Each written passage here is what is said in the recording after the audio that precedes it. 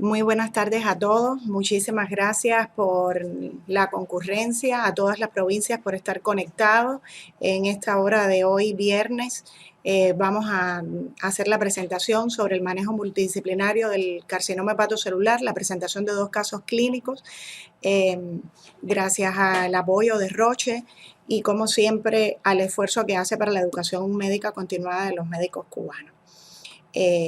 Como agenda de la tarde, va a ser un encuentro corto, vamos a estar terminando alrededor de las 2:30, una pequeña introducción ahora, después vamos a la presentación de los casos clínicos, donde va a estar el doctor Pedro Pablo González y el doctor Dairon Páez Suárez. Vamos a hacer una pequeña discusión de esos casos, esto es para el caso de las provincias que están con nosotros y para nosotros que estamos aquí en el auditorio. Después vamos a hacer la presentación del caso clínico de la unidad funcional del oncológico, del Instituto de Oncología, con el doctor Víctor Manuel Medina Pérez, que también está con nosotros acompañándonos aquí. Hacemos una discusión, respondemos las preguntas y bueno, dejamos algunos tips porque es importante que sepan todos que está ahora sesionando desde el día de ayer el Congreso Mundial de Tumores Gastrointestinales y se han puesto a tono algunos resultados con respecto a esta localización que son muy interesantes. A pesar de que no es el objetivo del encuentro de hoy, hoy solo vamos a dar casos clínicos muy unidos a la situación que tenemos y a las condiciones para trabajar este tipo de entidad. Rápidamente les presento el anuncio que habíamos dado con la imagen de cada uno de nosotros y esta flecha a la izquierda quiere decir que aquí en el salón están con nosotros otros centros, otros grupos multidisciplinarios de otras instituciones y por supuesto el grupo multidisciplinario nuestro, que no son solo ellos, están también nuestros cirujanos, otros imagenólogos y otros especialistas que se involucran con el manejo de la enfermedad como psicología, trabajo social, etcétera. Para hablar de manera general, el hepatocarcinoma como un problema de salud es una neoplasia frecuente en el mundo y es la tercera causa de muerte relacionada por él y es el tumor más frecuente del hígado para todo el auditorio, aunque no está con nosotros. Yo quiero solo dejarle en la tarde de hoy 2 elementos importantes que son las cosas que más se están manejando en este momento en cuanto a epidemiología y patología. En primer lugar, sigue teniendo una incidencia peculiar para África y la zona asiática y una incidencia diferente para Norteamérica y Europa. En ello juega la incidencia de 2 virus diferentes, África y Asia, en la presencia del virus B, a pesar de los resultados de la vacunación, y en el caso de Norteamérica y Europa, la presencia del virus C y del alcoholismo están considerados hoy 2 causas fundamentales y hace que varíe. La incidencia es diferente en cada lugar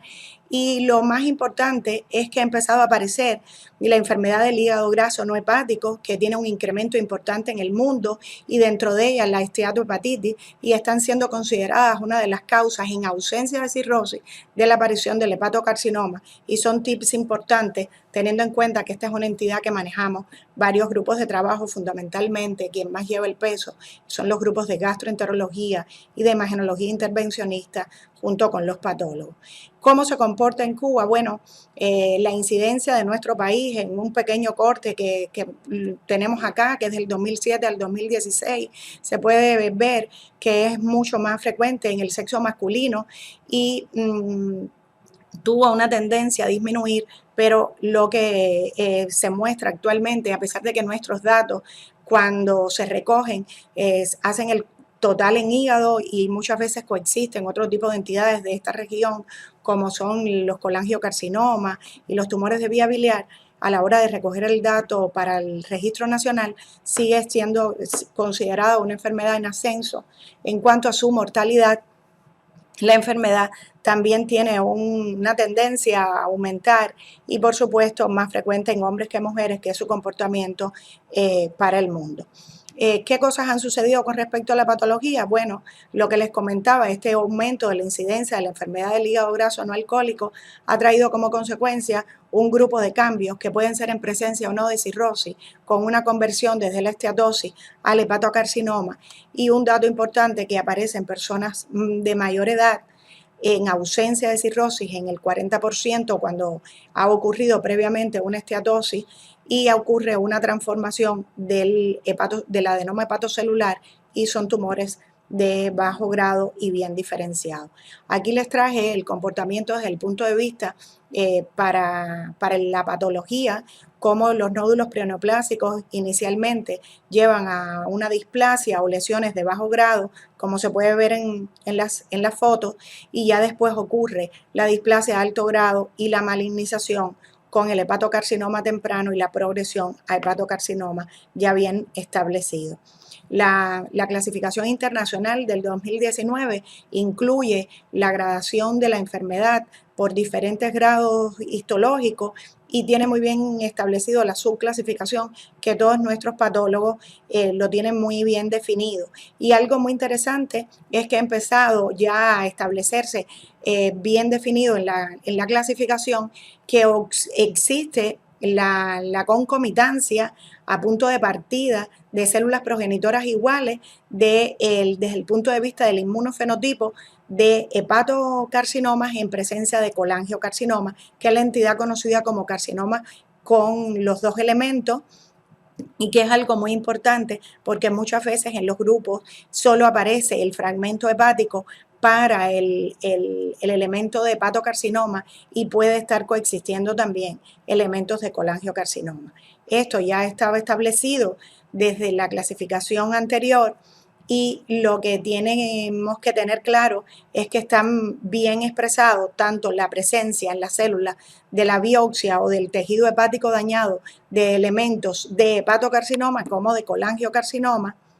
Y esto nos hace pensar entonces que ya no estamos ante una entidad donde solo el diagnóstico imagenológico por los antecedentes del enfermo y con unos valores serológicos de alfa-fetoproteína elevada o la coexistencia de un virus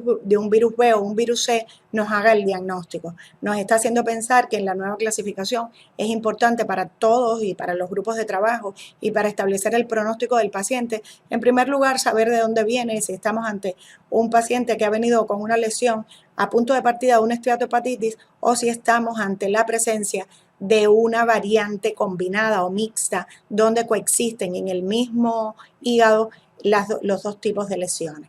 Con esto les quiero dejar mensajes. Lo primero, los cambios significativos que ha habido en los factores de riesgo, la aparición de la enfermedad hepática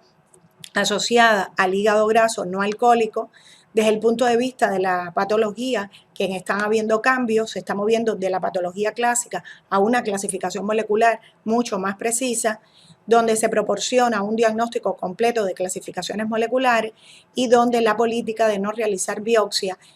podría ser deleteria para el manejo de los pacientes e incluso para los grupos de trabajo que diseñan las terapéuticas. En los casos clínicos de hoy hay algo interesante acerca de esto y por eso quise dejar estos mensajes. Por ahora, dejar claro que no es una responsabilidad solo del gastroenterólogo, del imagenólogo y del patólogo y el oncólogo. Existen un equipo multidisciplinario para manejar este tipo de entidades y donde es muy importante la unión de todos para dar los resultados en este tipo de pacientes y dejar como elemento importante que es una entidad que está cambiando sobre todo la proyección en cuanto a tratamiento y supervivencia, que hacía unos años esto no podía ser. Con ello, gracias y pasamos a la presentación del primer caso clínico con los médicos de la unidad funcional de nuestra institución.